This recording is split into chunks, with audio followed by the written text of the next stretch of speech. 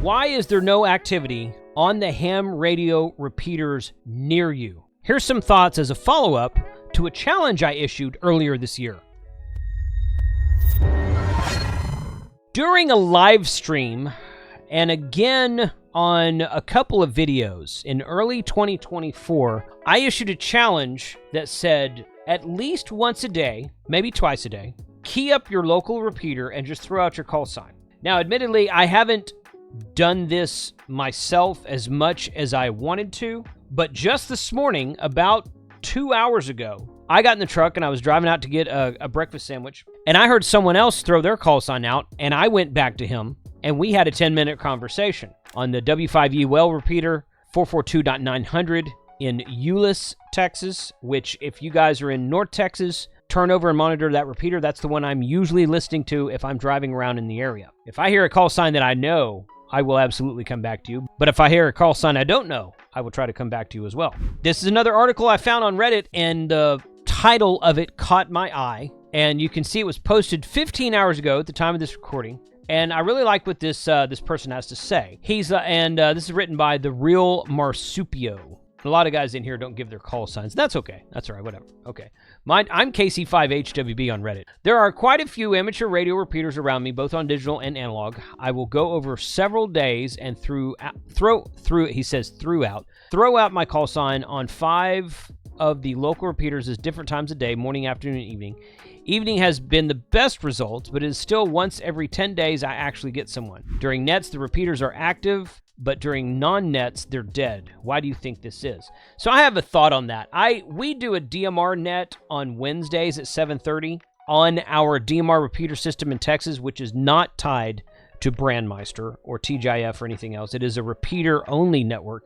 As far as I know, it's the only net that is run on DMR that's not interconnected to the world. We have the original talk group 3148, which is the Texas statewide talk group.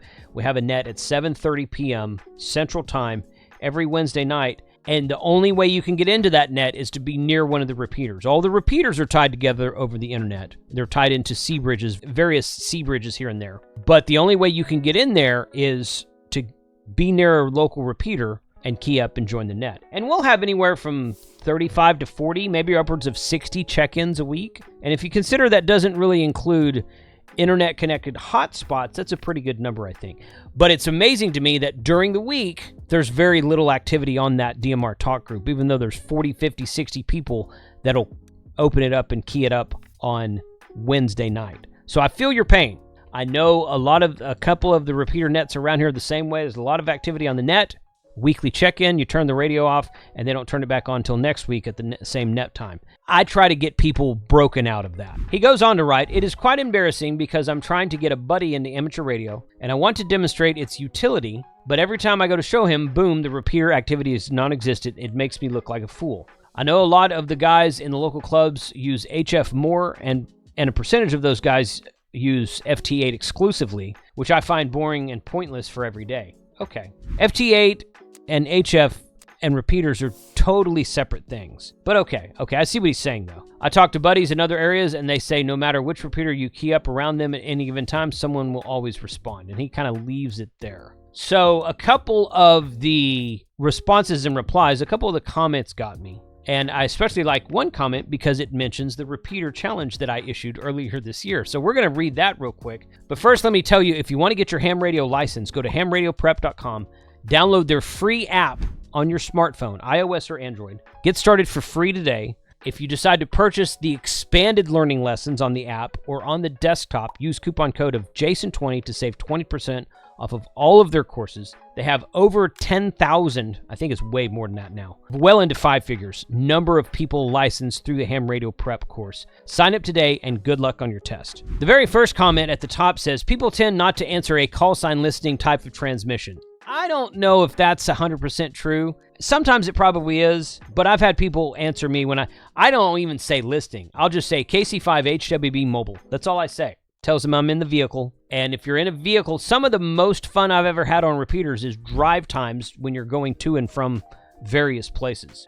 He goes on to say, ask a question or ask for a radio check. That's terrible advice. We're going to get to that in a minute. This is more likely to start something going. But yeah, my area has lots of quiet repeaters. Try the ISS APRS digipeater or voice repeater. Try the FM satellites. Other than that, get on HF, get on single sideband, CW. There is much more activity on HF, and that's true, there is. So this guy responds, ask a question on radio check. Many of us who do a lot of repeater listening now ignore radio check requests. Asking for a radio check is, unless you actually need a radio check, unless you're doing a test of your radio, someone's told you your audio is bad, someone's told you your quality of signal is low, unless you actually need a radio check, don't ask for a radio check. There's a bunch of Brandmeister talk groups out there on DMR that just radio check, all day long it's radio check. That's one reason I stopped listening to those dumb talk groups out there, because nobody really wants a radio check, or they just, well, sometimes they do. They want to know that their code plug is coded correctly, but just get on and start talking. People will tell you if your radio is working or not. Way too many people lean on those as a way of starting a conversation. If I answer your radio check call, I will tell you whether your radio is working or not, and then I'm moving on. Don't mislead the other station by asking for a radio check when what you want is a long-winded conversation. This guy, the original poster replies, yeah, I'm an extra class ham, but I don't have enough money right now for an HF radio, so I don't get on it much. Also, why don't people reply to a call sign listing when that is the acceptable way to enter a conversation? That's a good question. Equitable crab. Repeater culture is so broken. Every new text is drilled in, never call CQ on the repeater, and beginners are straight terrified of the mic, so instead of, they just go fishing with call sign monitoring, or my favorite is the totally superfluous radio check. Yeah. When I hear call sign listening, I assume that the person has some radio buddies that they're hoping might call back.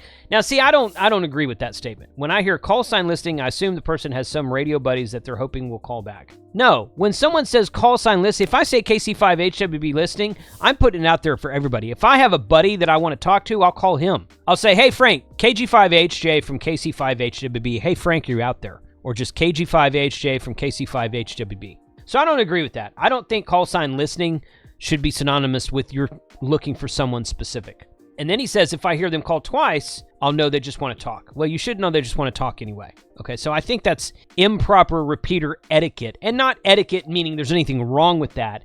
It's just that I don't think your perception of call sign listening and expecting him that they're calling someone specific is accurate. I don't think that's accurate. It's such a silly theater. Decades ago, these repeaters were hot commodities during commute times, and etiquette was critical. Now they sit idle 99% of the time. Light them up. Try some variant of good evening. This is call sign located in QTH. On this repeater, are there any other stations on frequency? But don't call it CQ or the OTs will get mad. Yeah. Calling CQ on a repeater is technically a faux pas. It's technically not proper etiquette, but I must ask this day and age. And technically speaking, if you're having a rag chew on 146.52, that's not proper etiquette either, because 146.52 is the national FM calling frequency for FM Simplex on the 2-meter band. So it's not a rag chew frequency. So technically how that should work is you should put your call sign out, KC5HWB monitoring. Somebody comes back to me and we're like, hey, drop down to 146.500. Let's have a QSO. And then you talk. Well, this day and age, there's so little activity, especially during road trips. During several hour road trips, out-of-state road trips, there's so little activity on 6.52.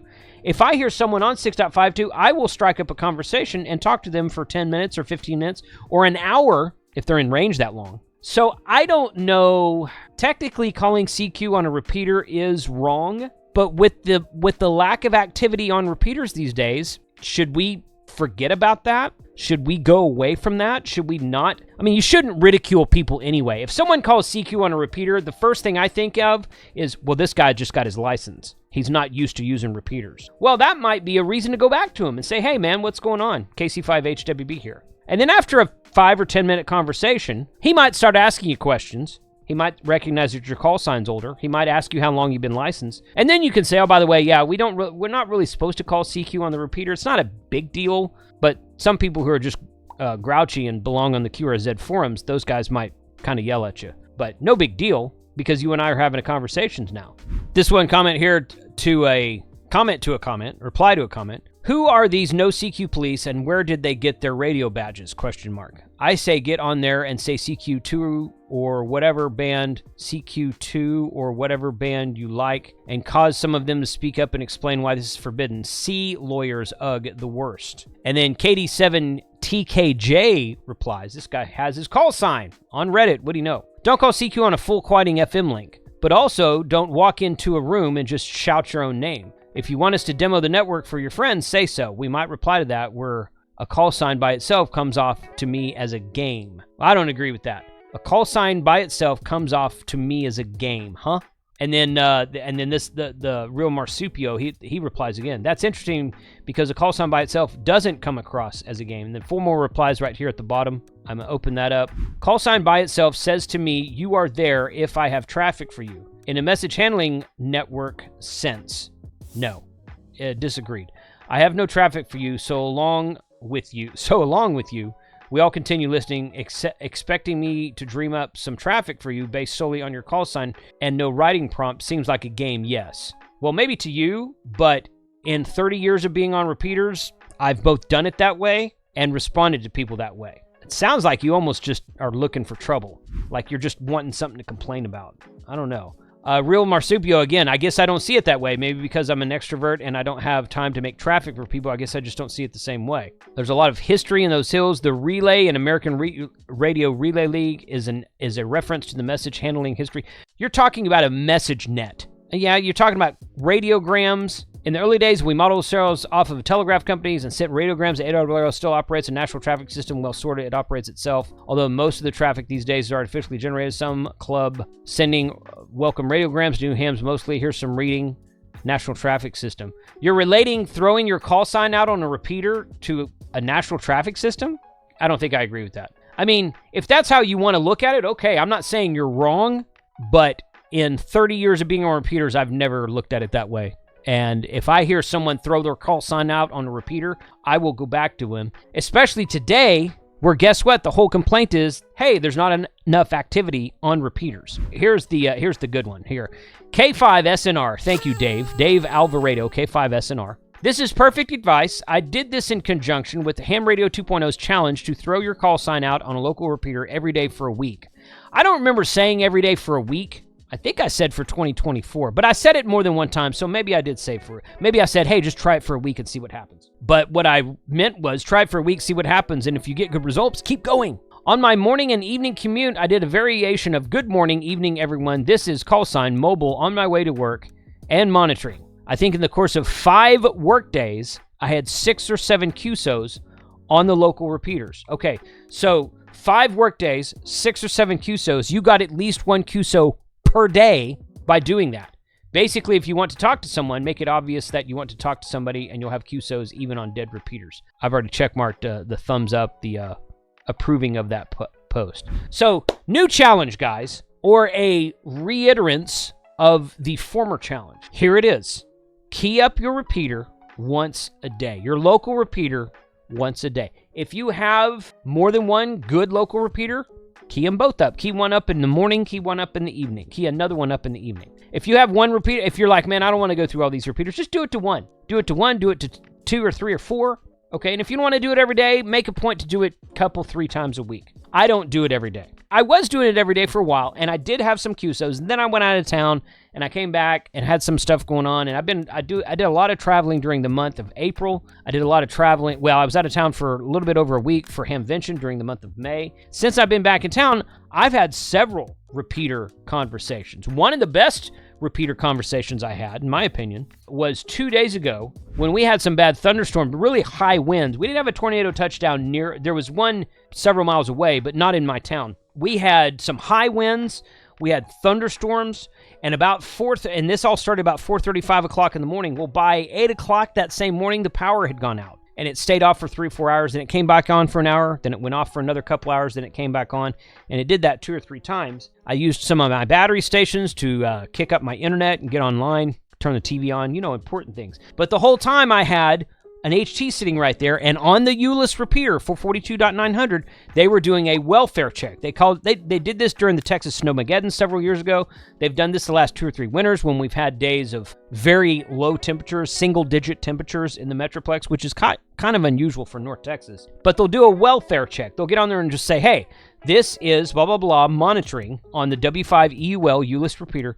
Very informal net. We're just monitoring today. If anyone needs anything, let us know. If you want to rag chew, that's fine. If you have questions, weather reports, power outage reports, which I reported power outage several times that day. And it was just a good place to talk and communicate and something to use while your power was out. Here's the challenge. Key up your repeater, your local repeater, every day for the rest of 2024. And if you can't do every day, once again, do it a couple times a week, but put a note on your calendar, put a notification on your phone or on your watch, and key up your local repeater and see what kind of activity we can draw from that. 73.